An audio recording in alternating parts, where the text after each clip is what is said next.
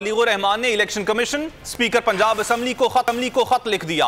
Governor ने PTI के पार्लिमानी रहनुमा उस्मान बुज़दार को भी खत लिखा, लेकिन इंतखाबात की तारीख नहीं दी। लिखा कि इलेक्शन कमीशन को मुनसिफाना और शफाफ तरीके से आगे बढ़ना चाहिए।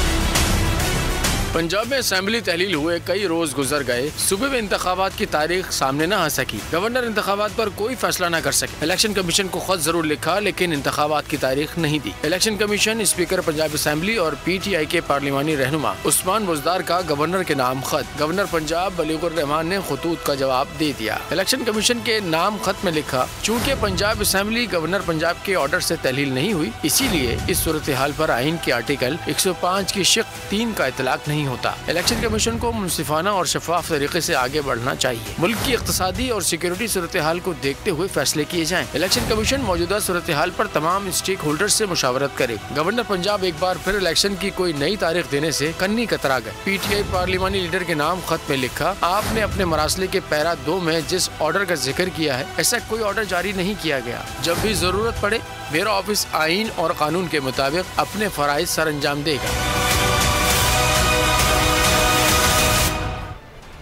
अब दहशतगर्दी के नाम पर मुझ पर कातिलाना हमला कराया